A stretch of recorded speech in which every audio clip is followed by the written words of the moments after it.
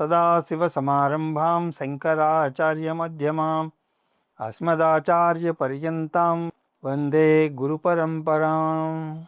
హరి ఓం. శ్రీ గురుభ్యో నమః. హరి ఓం.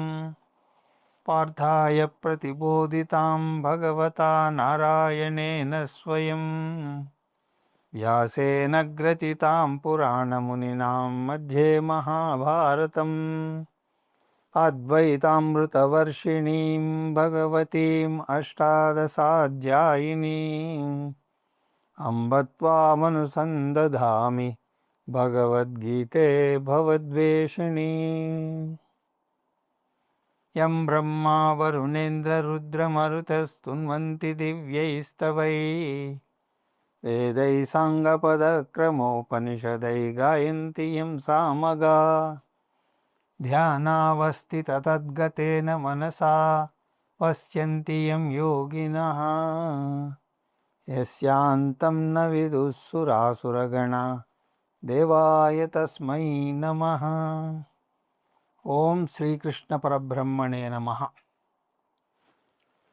స్మరవారం వారం కార్యక్రమాన్ని వీక్షిస్తున్న ప్రేక్షకులందరికీ భగవద్గీత జ్ఞానయజ్ఞంలో 138వ రోజు అధ్యయనానికి మీ అందరికీ స్వాగతం. ఇతి క్షేత్రం తథా జ్ఞానం జ్ఞేయం చోక్తం సమాతః మద్భక్త ఏతద్విజ్ఞాయ మద్భావయోపపద్యతే. ఈ శ్లోకంలో కృష్ణ పరమాత్మ తాను ఇంతవరకు ఏం చెప్పాడో ఒకసారి మళ్ళీ చెప్తున్నాడు. అర్జునుడు 6 విషయాల గురించి అడిగాడు. అందులో 4 చెప్పాడు కృష్ణ పరమాత్మ.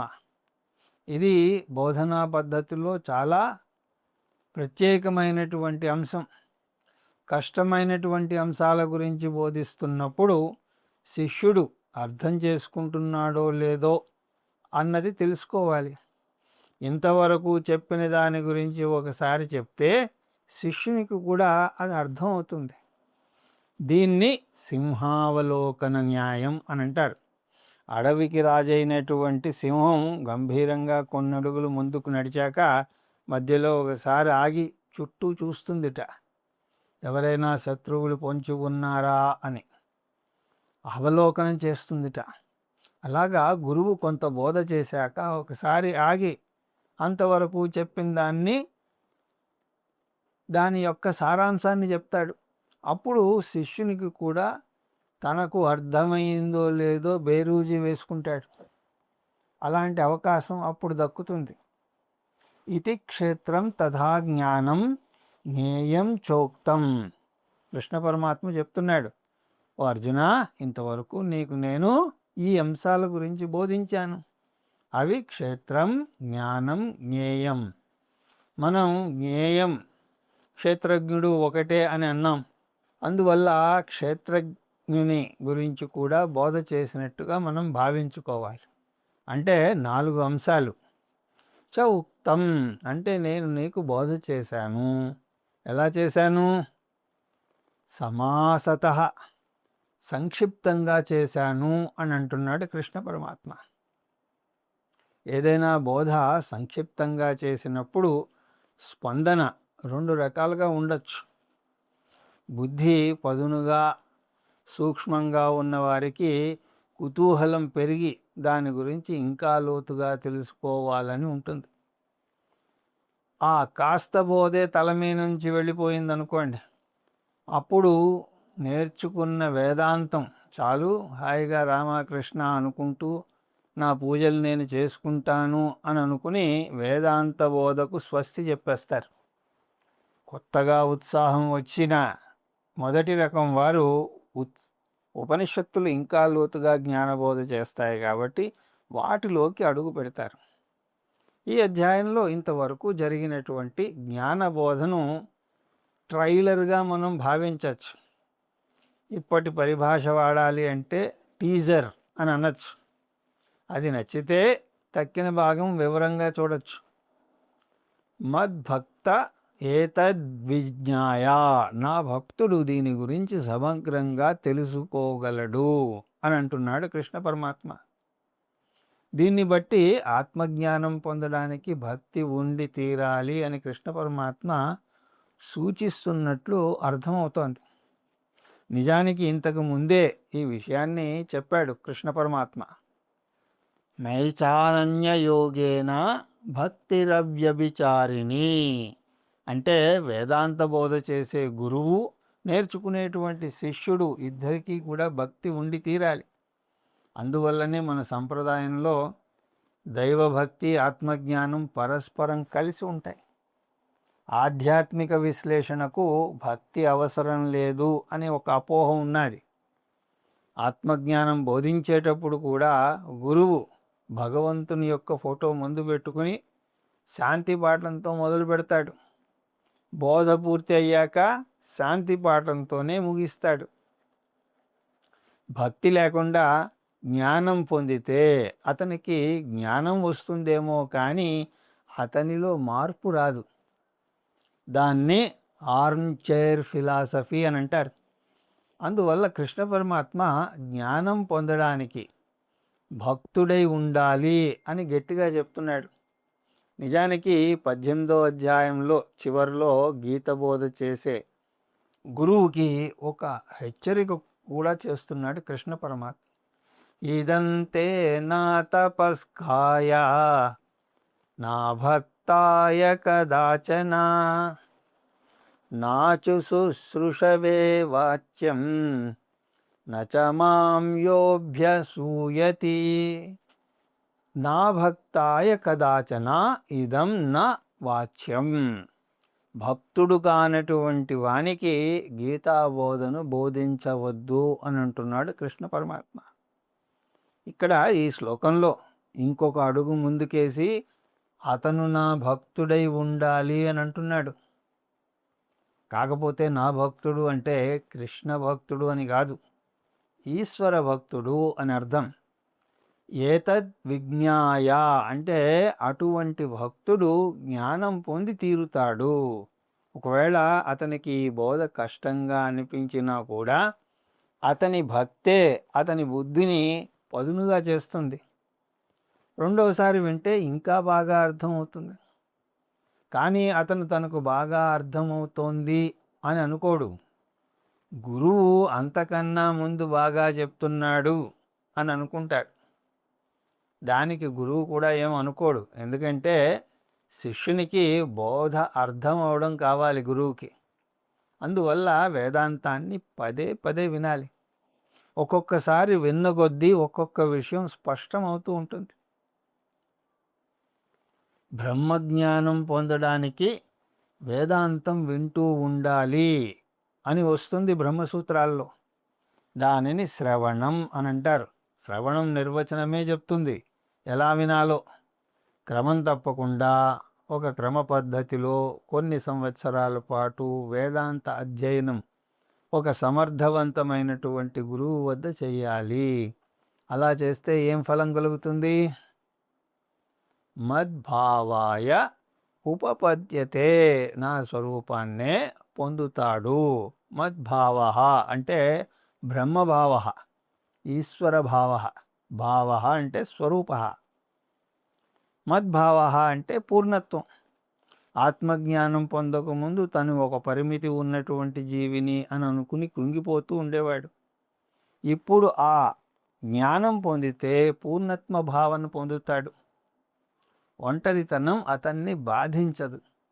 అంతకుముందు చుట్టూ అందరూ ఉన్నా, నలుగురు పిల్లలున్నా, నువ్వు బాగున్నావా, నీ ఆరోగ్యం ఎలా ఉంది అని అడిగే నాథుడే లేడని వాపోయేవాడు. దీన్ని సంసారం అని అంటారు.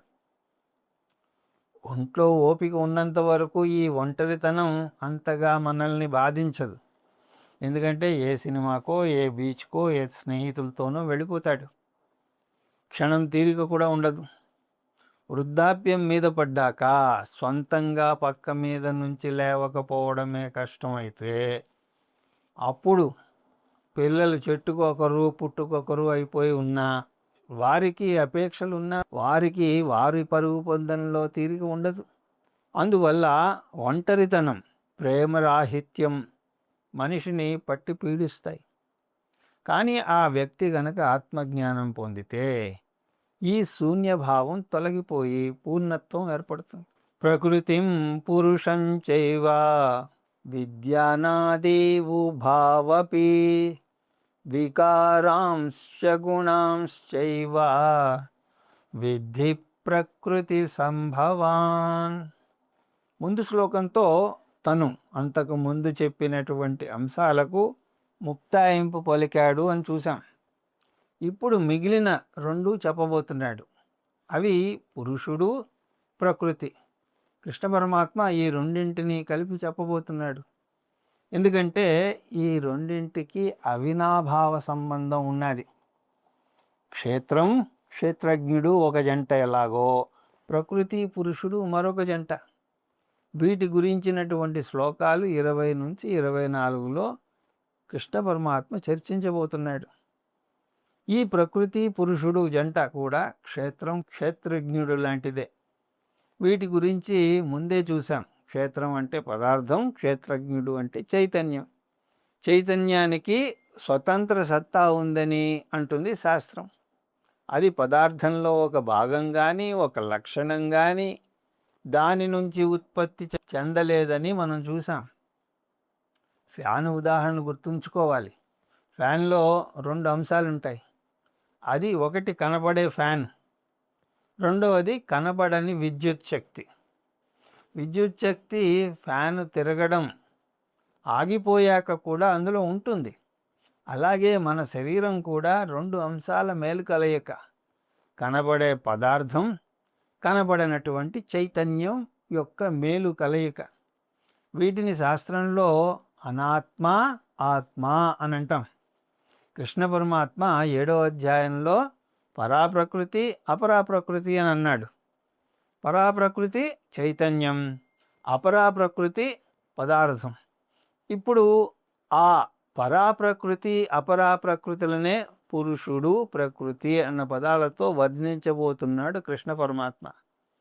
పురుషుడు అంటే చైతన్యతత్వం, ప్రకృతి అంటే పదార్థతత్వం. ఉపనిషత్తులు కూడా పురుషుడు, ప్రకృతి పదాలు వాడతాయి, కానీ చాలా అరుదుగా వాడతాయి. ఎక్కువగా ఉపనిషత్తుల్లో బ్రహ్మ, మాయ అన్న పదాలను చూస్తాం. బ్రహ్మ అంటే పురుషుడు, మాయ అంటే ప్రకృతి. ప్రకృతి, పురుషుల పదాలు సాంఖ్య దర్శనంలో వస్తాయి ఎక్కువగా. ఇప్పుడు కృష్ణ పరమాత్మ తన బోధను ఎలా మొదలు పెడతాడో చూద్దాం. ప్రకృతిం పురుషం చైవ విద్యానాది ఉభావపి.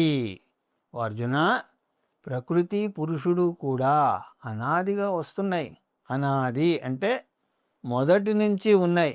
శాస్త్రంలో పురుషుణ్ణి బ్రహ్మ అంటారని, ప్రకృతిని మాయా అంటారని మనం చూసాం.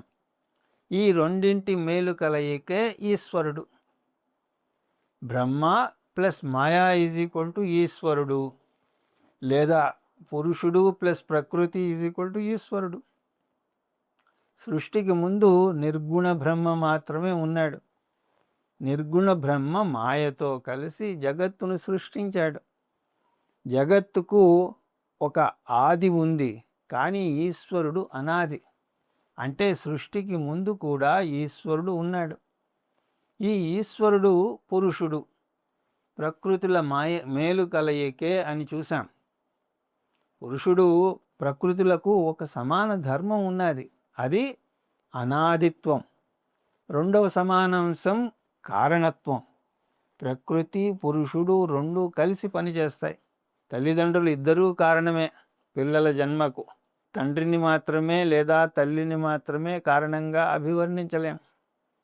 అందుకోసమే జగతః పితరౌ వందే పార్వతీ పరమేశ్వరౌ. పార్వతీ పరమేశ్వరులు ఇద్దరినీ కలిపి తల్లిదండ్రులుగా స్తుతిస్తాం. ప్రకృతి పురుషులకు ఉన్నటువంటి సమాన అంశాలు అనాదిత్వం, కారణత్వం.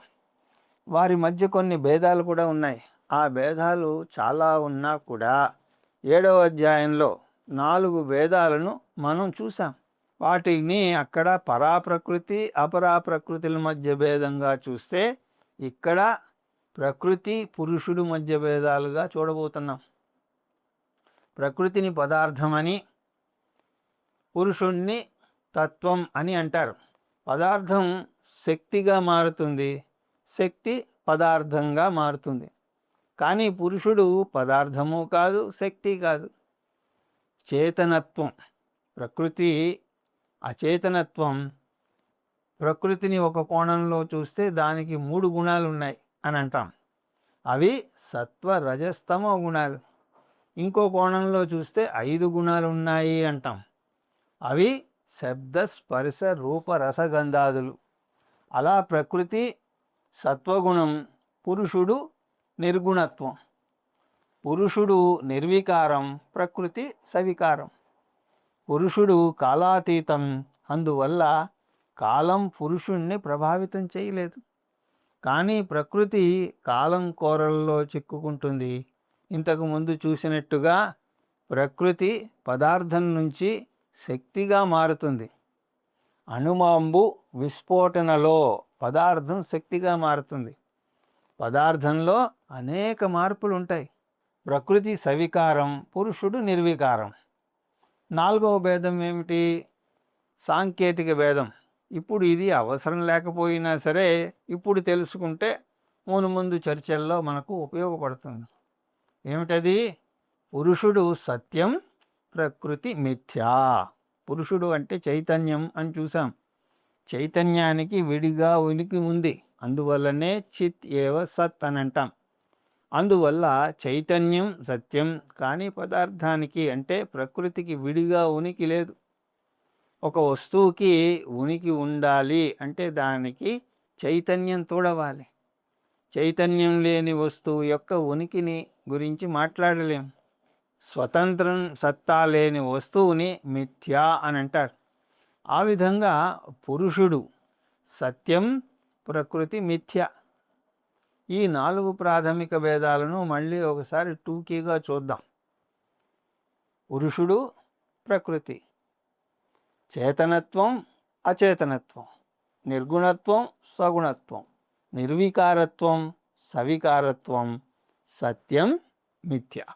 ప్రకృతి పురుషుల మేలు కలయికే ఈశ్వరుడు అని అంటారు. ఇది సగుణ ఈశ్వరుడు. శాస్త్రంలో నిర్గుణ ఈశ్వరుణ్ణి బ్రహ్మ, సత్ అని అంటారు. సదేవ సౌమ్య ఇదం అగ్రే ఆసీత్ ఏకమేవాద్వితీయం అని చాందోగ్యోపనిషత్తు మంత్రం. సృష్టికి ముందు సత్ మాత్రమే ఉంది. సృష్టికి ముందు సత్ మాత్రమే ఉంది అంటే సత్ ఎక్కడ ఉంది అనే ప్రశ్న వస్తుంది. ఎందుకంటే సృష్టికి ముందు దేశం అది కూడా లేదు. ఆకాశం కూడా సృష్టింపబడింది. తస్మాద్వా ఏతస్మాదాత్మన ఆకాశ సంభూతః అని మనం తైత్తిరీయంలో చూస్తాం. అలాగే దేశ అతీతమైనటువంటి బ్రహ్మ సృష్టికి ముందు ఉన్నాడు. కృష్ణ పరమాత్మ కూడా ఆ విషయం చెప్తున్నాడు. ప్రకృతిం పురుషం ఉభౌ చైవ అనాది. ఉభౌ అంటే 2, అనాది అంటే ఆరంభం లేనిది. అంటే ప్రకృతి పురుషుడు 2 ఆది లేనివి. దాని తర్వాత ఏమైంది? పురుషుడు నిర్వికారం, దేశ కాలాతీతం అని చూసాం. అంటే పురుషుడు సృష్టికి ముందు, సృష్టి జరిగాక, ప్రళయకాలంలోనూ ఏ విధమైనటువంటి వికారాలకు లోను కాడు. నజాయతే మ్రియతే వా కదాచిత్ నాయం భూత్వా భవితా వా న భూయః అజో నిత్యం శాశ్వతోయం పురాణో న హన్యతే హన్యమానే శరీరే. ఉన్నవి 2, ప్రకృతి, పురుషుడు. పురుషుడు మార్పుకు లోను కాడు. అంటే జరిగే మార్పులన్నీ దేనికి జరగాలి? గుణాశ్చైవ విద్ధి ప్రకృతి సంభవాన్. ప్రకృతి నుంచి ఈ విశ్వం వచ్చింది. విత్తనం నుంచి ముందు చిన్న మొలక వచ్చి ఆ తర్వాత అది పెద్ద వృక్షంగా ఎదిగినట్టుగా ప్రకృతి అనే కారణ అవస్థ నుంచి సూక్ష్మ అవస్థ, సూక్ష్మ అవస్థ నుంచి స్థూల అవస్థ వచ్చాయి. దాని నుంచి ఏం పుట్టింది? వికారాంశ. వికార అంటే కార్యం. ప్రకృతి నుంచి ఈ జగత్తు పుట్టింది. ప్రకృతిని మాయా అని కూడా అంటారు అని చూసాం. అందువల్ల ఈ జగత్తును మాయికం అని కూడా అంటారు. ప్రకృతి నుంచి పుట్టినవి ఏమిటి? ముందుగా పంచభూతాలు పుట్టాయి. అవి ఆకాశం, వాయువు, అగ్ని, నీరు, భూమి. ఈ పంచభూతాల నుంచి పంచభూతాలతో చేయబడినటువంటి అనేక వస్తువులు వచ్చాయి. వాటిని పాంచభౌతికాలు అని అంటారు. అలా పంచభూతాలు, పాంచభౌతికాలు వచ్చాయి. పాంచభౌతికాలు ఏమిటి అంటే 14 లోకాలు, కొండలు, నక్షత్రాలు, గ్రహాలు. అంతేకాదు మన స్థూల శరీరం, మనస్సు కూడా. మన శరీరం పాంచభౌతికం.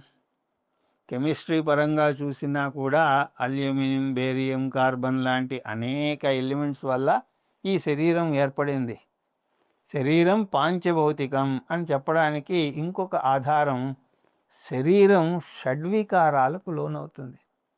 ఆహారం తీసుకున్నప్పుడు 2-3 గంటలకు మళ్ళీ ఆకలి వేస్తుంది. ఉన్నట్టుండి చాలా లావు ఎక్కుతాం. మళ్ళీ శ్రద్ధ పెట్టి కొన్ని నియమాలను పాటిస్తే లావు తగ్గుతాం. మళ్ళీ కాస్త ఏమరపాటుగా ఉంటే మళ్ళీ లావు ఎక్కిపోతాం. దీన్ని బట్టే శరీరం పురుషత్వం కాదు, ప్రకృతి తత్వం అని తెలుస్తోంది. ఎందుకంటే పురుషుడు నిర్వికారమని చూసాం. మనస్సు విషయం తీసుకుంటే మనస్సు పురుషుడు నుంచి వచ్చిందా, ప్రకృతి నుంచి వచ్చిందా? ప్రకృతి నుంచే వచ్చింది. మనస్సుకు కూడా అనేక వికారాలు లోనవుతుంది. హార్మోన్ మార్పు వల్ల కూడా మనస్సు ప్రభావితమవుతుంది. పైగా మనస్సులో మన భావాలు నిరంతరం మారుతున్నాయి అని మనకు ఎవరు ప్రత్యేకించి చెప్పాల్సిన అవసరం లేదు. శరీరం, మనస్సులు ప్రకృతి నుంచి ఉత్పత్తి చెందినవే. ఈ రెండు అచేతనం అవ్వాలి కదా. ప్రకృతి అచేతనం అని చూసాం. అచేతన ప్రకృతి నుంచి వచ్చిన కార్యం కూడా అచేతనమే అవ్వాలి. కానీ శరీరం, మనస్సు అచేతనంగా లేవు. వాటిలో చైతన్యం ఉంది. అదెలా సాధ్యం అని అనుకుంటే, ఈ చేతన తత్వం వాటికి స్వతహాగా లేదు, అవి అరువు తెచ్చుకున్నాయి అని అంటుంది శాస్త్రం. ఒక అద్దం స్వతహాగా ప్రకాశం లేనిదే అయినా కూడా దానికి సూర్యుడుని ప్రతిబింబింపజేసే శక్తి వచ్చింది. అలా మనస్సు జడమైన దానికి కూడా చైతన్యాన్ని ప్రతిబింబింపజేసి శరీరాన్ని చైతన్యవంతం చేసే శక్తి దానికి ఉన్నది. ప్రకృతి సంభవాన్. అందువల్ల ఇవన్నీ కూడా ప్రకృతి నుంచి పుట్టాయి అంటున్నాడు కృష్ణ పరమాత్మ. ఈ వస్తువులన్నీ కూడా ప్రకృతి నుంచి పుట్టడమే కాదు, ప్రకృతి యొక్క గుణాలు కూడా వాటికి వస్తాయి. ఎందుకు? కారణగుణాః కార్యే అనువర్తంతే. కారణంలో ఉన్న గుణాలు కార్యంలోకి వస్తాయి. అందువల్లే చూడండి, పిల్లలను వారి తల్లిదండ్రుల గుణాలు ఉనికి పుట్టించుకున్నారు అని అంటారు. ఒక్కోసారి తల్లి గుణాలు కొట్టొచ్చినట్టు కనబడితే, ఒక్కోసారి తండ్రి గుణాలు ప్రస్ఫుటంగా కనిపిస్తాయి. రూపురేఖలు, రంగు కూడా అలాగే వస్తాయి. ఒక బాలుడికి తల్లి రంగు వస్తే ఇంకో బాలుడికి తండ్రి రంగు వస్తుంది.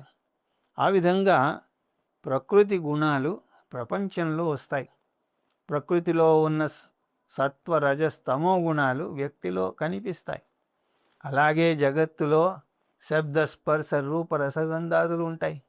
అంతేకాదు రాగద్వేషాలనే భావోద్వేగాలు కూడా ప్రకృతికి చెందినవే, కానీ పురుషుడికి చెందినవి కావు. కార్యకారణకర్తృత్వే హేతు ప్రకృతి రుచ్యతే పురుష సుఖ దుఃఖానాం భోక్తృత్వే హేతు రుచ్యతే. మొదటి పాదం అర్థం ఇంచుమించు ఇంతకు ముందు శ్లోకంలో వచ్చినదే. ఈ సృష్టిలో మొత్తం కార్యకరణ సంఘాతంతో సహా ప్రకృతి నుంచి వచ్చినవే. కారణకరణ కర్తృత్వే. మామూలుగా కార్యం అంటే ఉత్పత్తి చెందినది. కానీ ఇక్కడ కార్యం అంటే స్థూల శరీరం, కారణం అంటే మనస్సు, మొత్తం రెండు కూడా సూక్ష్మ శరీరం.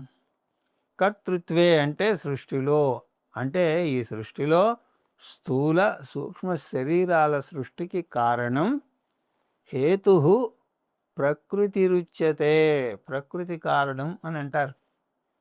స్థూల సూక్ష్మ శరీరాలు అంటే మనుషులే కాదు, అన్ని జీవరాశులు అన్ని ప్రకృతి నుంచే వచ్చాయి అని ఒక అర్థం. ఇంకొక అర్థం కూడా చెప్పచ్చు.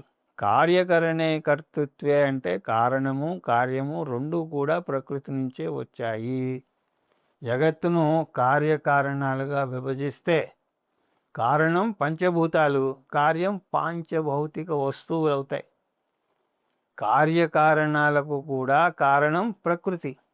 అంటే కార్యకారణ సంఘాతమైనటువంటి వ్యష్టి సృష్టికి ప్రత్యేక కారణం. కార్యకారణాలు ఉన్న ఈ జగత్తు కూడా ప్రకృతే కారణం. ఇప్పుడు ఒక ప్రాథమిక సందేహం వస్తుంది. ఈ జగత్తు మొత్తాన్ని ప్రకృతే సృష్టిస్తే మరి పురుషుడు ఏం చేస్తాడు? పంచభూతాలు ప్రకృతి నుంచి వస్తే, పాంచభౌతిక వస్తువులు ప్రకృతి నుంచి వస్తే, కార్యకరణ సంఘాతం అయిన వ్యష్టి ప్రకృతి నుంచి వస్తే మరి పురుషుడు ఏం చేస్తాడు? మనం అనుభవిస్తున్నటువంటి జగత్తు మారుతోంది, అనుభవిస్తున్నటువంటి శరీరం మారుతోంది, అనుభవిస్తున్నటువంటి మనస్సు మారుతోంది. మారే లక్షణం ప్రకృతికి అని తెలుసు మనకి. ఈ పురుషుడు ఎక్కడ ఉన్నాడు? ఈ పురుషుని కోసం వెతికే ప్రయత్నం చేస్తారు కొంతమంది. బాహ్య ప్రపంచంలో చూద్దామా అంటే బాహ్య ప్రపంచం అనేక మార్పులకు లోనవుతుంది. అంతఃప్రపంచంలో చూద్దామా అంటే మనస్సు అనేక రాగద్వేషాలకు లోనవుతోంది. మారే వస్తువు ప్రకృతి అనే సూత్రం మనకు తెలుసు. మరి పురుషుడు ఎక్కడున్నాడు? ఆ పురుషుని కోసం వెతకద్దు అంటున్నాడు కృష్ణ పరమాత్మ. మారే జగత్తును చూస్తున్నటువంటి నువ్వే పురుషుడివి అని అంటున్నాడు. జగత్తును అనుభవిస్తున్న నేను జడమా చైతన్యమా? ఇది అర్థం లేనటువంటి ప్రశ్న. అనుభవిస్తున్న నేను చైతన్యతత్వం అయితేనే అనుభవించగలను. మనసును సాక్షిగా చూస్తున్న నేనే పురుషుణ్ణి. జగత్తును శరీరాన్ని మనసును సాక్షిగా చూస్తున్న నన్ను నేను చూసుకోవడం ఎలా? దాన్ని చూశాను అంటే అది ఆబ్జెక్ట్ అవుతుంది. అది కూడా మన శరీరాల్లాంటిదే అవుతుంది. Ever the experiencer never the experienced. అనుభవించే నేనే, అది ఎన్నటికీ అనుభవింపబడే వస్తువు కాదు ఎప్పటికీ. అనుభవించే వస్తువుల్ని చూసే నేను పురుషుణ్ణి. అహం బ్రహ్మాస్మి. ఎవరంటున్నారు ఈ మాట? సాక్షాత్తు కృష్ణ పరమాత్మ. పురుష సుఖ దుఃఖానాం భోక్తృత్వే హేతురుచ్యతే. పురుషుడు ఎక్కడ బాహ్యంగా లేడు. చేతనం నిర్వికారం నిర్గుణం సత్యం అయినటువంటి పురుషుడు అచేతన సవికార సగుణ మిథ్య అయినటువంటి శరీరాల్లో ఉన్నాడు. శరీరం ప్రకృతి, శరీరీ పురుషుడు. పురుషుణ్ణి భోక్త అంటున్నాడు కృష్ణ పరమాత్మ. ఇక్కడ భోక్త అంటే సాక్షి చైతన్యం. దేన్ని సాక్షిగా చూస్తాడు? పురుషునికి భిన్నంగా ఉన్నదాన్ని సాక్షిగా చూస్తాడు. పురుషునికి భిన్నంగా ఉన్నదేమిటి? ప్రకృతి. ప్రకృతి అంటే కార్యకారణ సంఘాతం అని మనం చూసాం. అంటే మనశ్శరీరాల మేలు కలియక మనశ్శరీరాలకు కలిగే సుఖదుఖాలను సాక్షిగా చూస్తాడు పురుషుడు. శరీరానికి వచ్చిపోయే ఆరోగ్య సమస్యలను సాక్షిగా చూస్తాడు. మనసులో కదిలేటువంటి రాగద్వేషాలను, కామక్రోధాలను, లోభమోహాలను కూడా సాక్షిగా చూస్తాడు. ఆ లక్షణాలన్నీ చూడబడుతున్న ప్రకృతికి చెందుతాయి, కానీ పురుషునికి చెందవని చూసాం. ఇదే వేదాంత శాస్త్రంలో నేర్చుకునే ఒక అతి ముఖ్యమైనటువంటి సూత్రం. ఏమిటది? చూడబడుతున్న లక్షణాలు చూడబడుతున్నటువంటి వస్తువుకి చెందుతాయి, కానీ చూసే వ్యక్తికి చెందవు. అంటే లక్షణాలు ఆబ్జెక్టుకు చెందుతాయి, కానీ సబ్జెక్టుకు చెందవు. అందువల్ల పురుష సుఖదుఖానాం భోక్తృత్వే హేతురుచ్యతే అన్నాడు. ప్రకృతి ఆబ్జెక్టుకు, పురుషుడు సబ్జెక్టుకు. పురుషుణ్ణి ఎన్నటూ ఆబ్జెక్టుగా చూడలేం. ఈ విషయాన్ని అర్థం చేసుకోవడానికి అంతకుముందు కూడా మనం కొన్ని ఉదాహరణలను చూసాం. విశాల ప్రపంచాన్ని కళ్ళారా చూసే మీ విశాల నేత్రాలు తమను తాము చూసుకోలేవు. మహా అయితే అద్దంలో చూసుకోగలవు, కానీ అప్పుడు కూడా అవి ప్రతిబింబాలు అవుతాయి, కానీ అసలు కళ్ళు కాలేవు. అందరినీ చూసే మీ కళ్ళు తనను తాను చూసుకోలేవు. ఎంత విచారకరమైనటువంటి విషయం! నా కళ్ళను నేను చూసుకోలేను. అసలు నాకు కళ్ళు ఉన్నాయా అంటే అది అర్థం లేని ప్రశ్న. కళ్ళు లేకపోతే మీరు వేరే దాన్ని చూడలేరు. మీరు జగత్తును చూస్తున్నారు అంటేనే మీకు కళ్ళు బాగా పనిచేస్తున్నాయి అని అర్థం. మళ్ళీ దానికి వేరే నిదర్శనం అవసరం లేదు. ఒక వస్తువు చూడబడుతోంది అంటేనే దాన్ని ఒకరు చూస్తున్నారు అని అర్థం. అలా కన్ను ఒక ఉదాహరణ. రెండో ఉదాహరణ కెమెరా. ఫోటోలోనూ కెమెరా కనబడదు, కానీ ఒక ఫోటో వచ్చింది అంటే కెమెరా ఉంది అని అర్థం. ఎందుకంటే కెమెరా లేకుండా ఫోటో తీయలేరు. అలాగే నేను ఒక వస్తువుని చూస్తున్నాను అంటే నేను ఉన్నట్టు అర్థం. అందువల్ల నేను ఉన్నానా లేదా అని నిరూపించాల్సినటువంటి అవసరం లేదు. నేను ఒకటి చెప్తున్నాను అంటే నేను ఉంటేనే కదా ఇంకొక దాన్ని చెప్పగలుగుతాను, లేకపోతే వెతకగలుగుతాను. ఒకదాన్ని నిరూపించే నన్ను ఇంకొకరు నిరూపించాల్సినటువంటి అవసరం లేదు. పరమానందయ్య శిష్యుల కథ. ఓసారి 10 మంది శిష్యులు నది దాటాక అందరూ ఉన్నారో లేదో అని అనుమానం వచ్చింది వాళ్ళకి. ఒక శిష్యుడు అందరినీ వరుసగా నిల్చోమని చెప్పి వారిని లెక్క పెట్టడం మొదలుపెట్టాడు. ఎన్నిసార్లు లెక్క పెట్టినా కూడా 9 మందే వస్తున్నారు. 10వ శిష్యుడు నదిలో మునిగిపోయాడు అని వాళ్ళంతా కూడా ఏడుపు లంకించుకున్నారు. ఆ దారిని వెళుతున్నటువంటి ఒక పెద్ద మనిషి వచ్చి వారి గోడుని విని వారిని లెక్క పెట్టమని లెక్క పెడుతున్నటువంటి ఆ శిష్యుడే 10వ వ్యక్తి అని చెప్పాడు.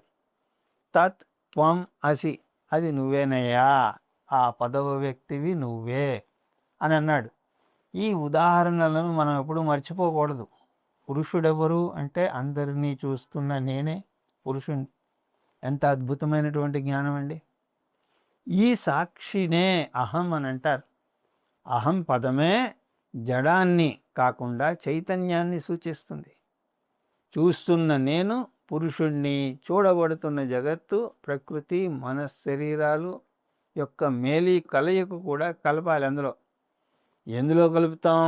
దాన్ని కూడా ప్రకృతిలోనే కలపాలి. జగత్తును ఆబ్జెక్టుగా తేలిగ్గా అర్థం చేసుకుంటాం, కానీ మనస్సును, శరీరాన్ని ఆబ్జెక్టుగా అంత త్వరగా స్వీకరించలేం. ఎందుకంటే అవి మనకు చాలా సన్నిహితంగా ఉంటాయి. అంతేకాకుండా వాటి ద్వారా మనం వ్యవహారం నడుపుతూ ఉంటాం.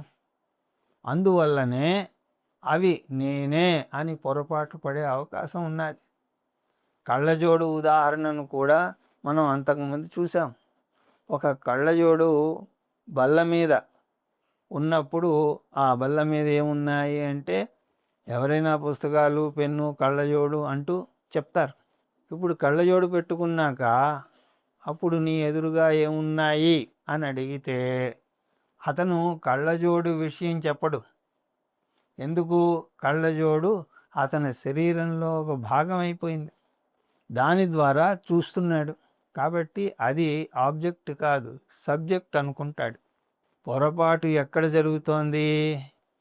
ఏ వస్తువునైతే ప్రమాణంగా వాడుతున్నానో అది సబ్జెక్టులో ఒక అంతర్భాగం అయిపోయింది.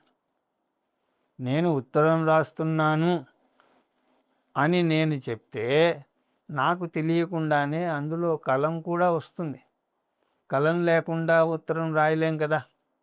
అలాగే నేను చూస్తున్నాను, నేను వింటున్నాను అంటే వాటికి కూడా నేను నా మనశ్శరీరాలను వాడుతున్నాను. వ్యవహారం నడపడానికి మనశ్శరీరాలను వాడవచ్చు, కానీ అవి ప్రకృతి నాకు భిన్నంగా ఉంటాయి అనే విషయాన్ని మర్చిపోకూడదు. శరీరంలో జరిగే మార్పులు నాకు తెలుస్తున్నాయి, మనసులో వచ్చే ఆలోచనలు నాకు తెలుస్తున్నాయి. అంటే వాటికి నేను భిన్నంగా ఉన్నాను. నేను ఆబ్జెక్టుగా చూస్తున్నదేది కూడా అది నేను కాను అనే సూత్రాన్ని మనం మర్చిపోకూడదు. వాటిని నేను చూస్తున్నాను కానీ అవి నేను కాదు. అంటే చూస్తున్న నేను పురుషుణ్ణి, చూడబోయే ప్రతిదీ ప్రకృతి. కానీ సృష్టి జరగకముందు ఈ సబ్జెక్ట్ ఆబ్జెక్ట్ భేదం లేదు, ప్రకృతి పురుషుడు భేదం లేదు. సృష్టికి ముందు సత్ మాత్రమే ఉన్నది అని చూసాం. పురుషునికి సబ్జెక్ట్ హోదా ఎప్పుడు వచ్చింది? ఆబ్జెక్ట్ వచ్చాక వచ్చింది. అంటే జగత్తు, శరీరం, మనస్సులు వచ్చాక వచ్చింది. సర్వవ్యాపకమైనటువంటి పురుషుడు శరీరం లోపల ఉన్నట్టు అయింది. ఆకాశపరంగా చూస్తే ఈ విషయం అర్థమవుతుంది. కొన్ని ఎకరాల స్థలం ఖాళీగా ఉంది అని అనుకుందాం. తర్వాత అక్కడ ఎవరో వచ్చి ఇల్లు కట్టుకున్నారు. అంటే ఆ ఖాళీ ప్రదేశంలో గోడలు లేపి ఖాళీ ప్రదేశాన్ని మూసేశారు, గోడలతో మూయబడింది. ఆ ప్రదేశాన్ని ఇల్లు అని అంటున్నారు. ఖాళీగా ఉన్న ప్రదేశం ఇల్లుగా రూపుదిద్దుకునేసరికి నివాసయోగ్యంగా మారింది.